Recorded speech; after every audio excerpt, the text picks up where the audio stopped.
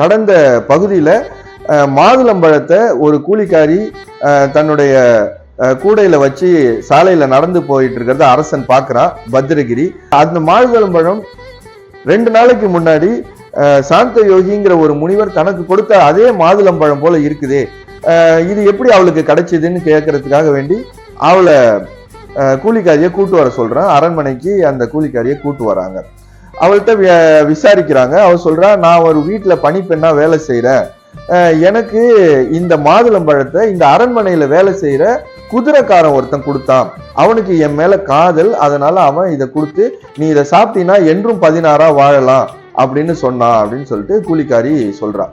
அப்ப பத்ரகிரிக்கு கன்ஃபார்ம் ஆகி போகுது, இது சாந்த யோகி தனக்கு கொடுத்த அதே மாதுளம்பழம்னு சொல்லிட்டு கன்ஃபார்ம் ஆகி போகுது.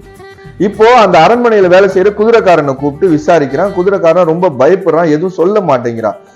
அவனை ரொம்ப மிரட்டி கேட்கிறாங்க. அப்போ அவன் சொல்றான், இந்த மாதுளம்பழத்தை பெரிய ராணி மோகனாங்கி எனக்கு கொடுத்தாங்க, அவங்களுக்கு என் மேல ஒரு சின்ன ஆசை இருக்கு, அவங்க இதை என்கிட்ட கொடுத்து நீ இதை சாப்பிட்டு என்றும் 16 வாழணும் அப்படின்னு சொல்லி வாழ்த்தி என்கிட்ட இதை கொடுத்தாங்க அப்படின்னு சொல்றான். எனக்கு இந்த கூலிக்காரி மேல ஆசை, அதனால நான் அவளுக்கிட்ட இந்த மாதுளம்பழத்தை கொடுத்து அதை சாப்பிட சொன்னேன் அப்படின்னு சொல்றான்.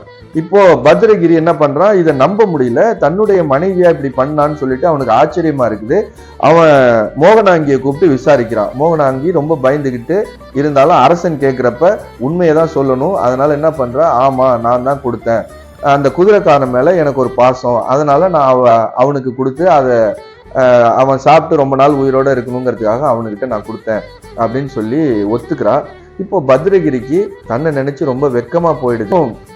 சிறந்த முறையில ஆட்சி செஞ்சுட்டு வந்த தனக்கு இதுக்கு மேலையும் இந்த இல்லறத்திலையும் இந்த ஆட்சி பொறுப்புலையும் இருக்கிறது நியாயம் இல்லை அப்படின்னு சொல்லிட்டு அவன் நினைக்கிறான். உடனே தன்னுடைய தம்பி விக்ரமாதித்யனை கூப்பிட்டு, நீ இந்த அரச பதவியை ஏத்துக்கோ, நான் துறவரம் போறேன் அப்படின்னு சொல்றான். விக்ரமாதித்யனும் ஏத்துக்கிறான். அதனால ஒரு நல்ல நாள் பார்த்து விக்ரமாதித்யனை கன்னியாகுமரியோட அரசனா முடிசூட்டி விட்டு பத்ரகிரி துறவரம் போயிடுறான். இப்படிதான் விக்ரமாதித்தன் கன்னியாகுமரிங்கிற நாட்டோட அரசனா வர்றான். இப்போ விக்ரமாதித்தன் அந்த கன்னியாகுமரியோட அரசனா இருக்கான். அவனுக்கு அமைச்சரா தன்னுடைய தம்பி பட்டியே செயல்படுறான். இப்போ விக்ரமாதித்தன் தன்னுடைய தம்பி பட்டியை கூப்பிட்டு சொல்றான், நம்ம இந்த சின்னோண்டு ராஜ்யத்தோட நம்மளோட எல்லையை நிறுத்திடக்கூடாது, இன்னும் நிறைய இந்த ராஜ்யத்தை விஸ்தரிச்சு ஒரு பெரிய பேரரசா இதை உருவாக்கணும், அதுக்கு முதல்ல நம்ம இதுக்கு ஒரு நல்ல தலைநகரத்தை கண்டுபிடிக்கணும், நீ போய் இதுக்கு தகுந்த ஒரு தலைநகரத்தை தேடி கண்டுபிடிச்சிட்டு வா தம்பின்னு சொல்லிட்டு அவனை அனுப்பி வைக்கிறான். அப்போ பட்டி வெகு தூரம் நடந்து போறான். கொஞ்சம் தூரம் போன பிறகு ஒரு ஆறு வருது. அந்த ஆற்றோட பேரு குணவதி. அந்த ஆற்றோட ஆற்றங்கரையில ஒரு நகரம் இருக்கு, ஒரு இடம் இருக்கு. அந்த இடத்து பேரு வனசகிரி. வனசகிரின்னு சொல்லிட்டு ஒரு மேட்டுப்பாங்கான இடம்.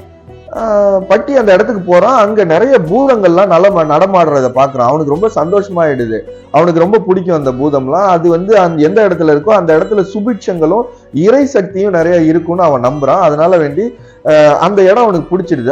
அந்த இடத்துக்குள்ளார போய் பாக்குறான். அங்க ஒரு காளி கோயில் இருக்குது. அந்த காளி கோயில் பக்கத்துல ஒரு பெரிய குளம் இருக்குது.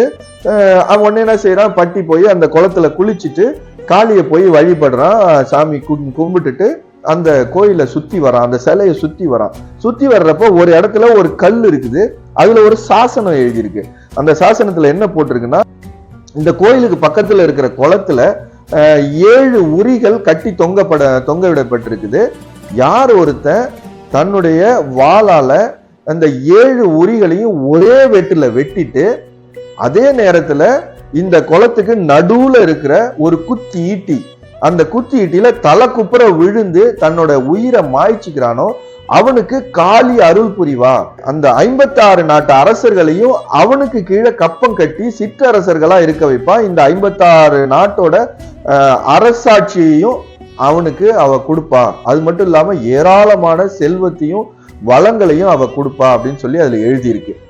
பட்டி அதை படிக்கிறப்ப அவனுக்கு அது ரொம்ப இன்ட்ரெஸ்டிங்கா இருக்கு. இதுதான் நம்ம அண்ணன் தன்னுடைய ராஜ்யத்தை விஸ்தரிக்கிறதுக்கு ஒரே வழின்னு அவன் நினைக்கிறான். உடனே ஓடி போய் தன்னுடைய அண்ணன் விக்ரமாதித்தன்ட்ட இந்த செய்தியை சொல்றான். விக்ரமாதித்தனுக்கும் ரொம்ப வியப்பா இருக்கு. உடனே வா போய் அந்த இடத்த போய் பார்க்கலாம்னு சொல்லிட்டு வர்றாங்க.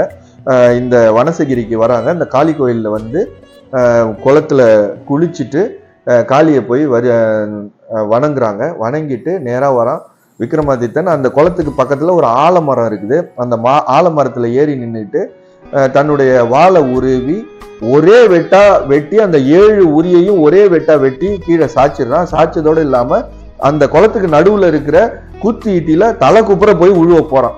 தலை கரெக்டா அந்த ஈட்டியில படுறதுக்கு 1 செகண்ட் முன்னாடி காளி தன் கைகளை ஏந்தி அவனை பிடிச்சி காப்பாத்துறான். காப்பாத்தி கோயிலுக்கு அழைச்சிக்கிட்டு வரா. அழைச்சிட்டு வந்து சொல்றா, உன்னுடைய வீரம் பாராட்டத்தக்கது.